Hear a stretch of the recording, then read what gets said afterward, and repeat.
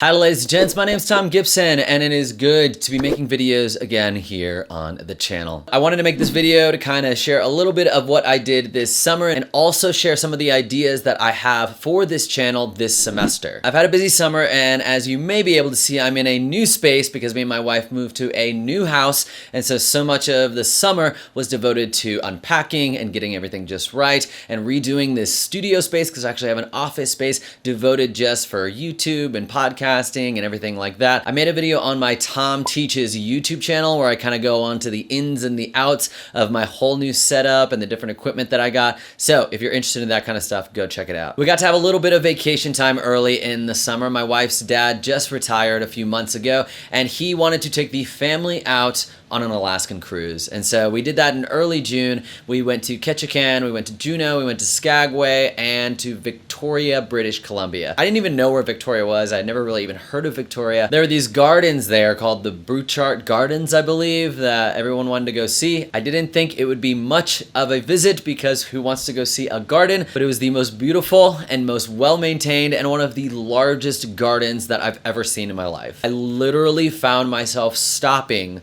to smell roses that they had labeled in this big sphere of roses in this little section of the garden. I was way more impressed than I thought I could be with a garden. The trip was really great though. There wasn't any Wi-Fi on the cruise, and so there were several days that we were just sailing all day and got plenty of time to read and relax and eat a lot of food, and it was actually really good to have that right at the beginning of summer. After that, we moved from North Austin down to South Austin. I work downtown, which is kind of right in the middle of the city. We're about the same distance as we were, just kind of on the other side of the city. So my commute stays about the same. My wife relocated to a new clinic in South Austin. She's a pediatrician and was commuting to a clinic about 50 minutes outside of Austin. And today was her first day at the new clinic and it took her about 8 minutes to get there. So that's gonna be a lot better. Nice to be a homeowner, having all this time off to kind of take care of all the little things that need to be taken care of whenever you take on a new house. This isn't an old house, but all houses, no matter how new, are gonna have things that you need to take care of. I think the one purchase that I made that made me feel like a homeowner was getting the ladder. I had gotten furniture, we got a fridge, we got all these other things, but for whatever reason, it was the ladder because I'm like, homeowners have ladders. Near the end of the summer, we went to go visit my sister and her husband. They're stationed out in Hawaii. We had never been to Hawaii and they moved there about a year ago. That was a lot of fun. I actually got some recommendations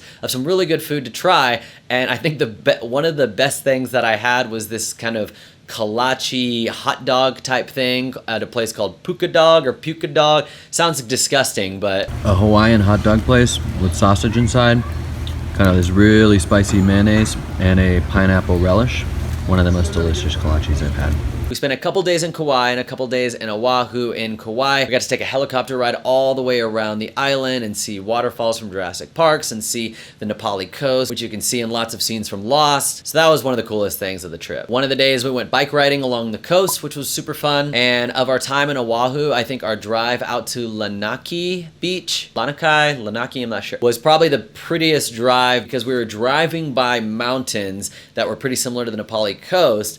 But the unique thing about the Nepali coast is there's no road that goes around that. You can only see that kind of like from boat or from helicopter. So to be able to drive by similar type mountains was super cool. And then that brought me to about the beginning of August, and I wrote one of my first blogs that I've written in a long time. The 3 new things that I want to try this year that I'll go ahead and link in the description if you want to check that out. It has to do with doing an esports class, an esports team, which will be new for me. There's this book called Total Participation Techniques that I want to kind of try to take 1 or 2 of those every week and try them if I've never done them before in my classroom, just to kind of mix things up and create a little more student engagement in my class. And I am starting my own newsletter this year. I'm going to probably do it monthly. I'll link to the blog post, but if you also want to sign up for the newsletter where I'll be sharing stories and resources and tips of innovation in the classroom, then go ahead and subscribe to the newsletter. But my plan for this semester on the channel, I've got a few things that I want to do. I want to do a few more videos on the classroom economy. This summer I actually released a course for teachers on how to create and manage their own own classroom economy. And so I want to create some videos around that if you're someone who's just considering doing a classroom economy, or if you're someone who's been doing it for a while but wanting to try a few new things in there. I think it'd be cool to do a vlog series of those total participation techniques that I was talking about, where I'm kind of documenting what I'm doing, why I'm picking this technique for this lesson, how it goes, and maybe what I'll do differently next time. I think I would find videos like that pretty useful, so hopefully you will too. I'd like to create some content for teachers specifically wanting to start their own YouTube channel. Some of that stuff's on the Thom Teaches YouTube channel, but since this is education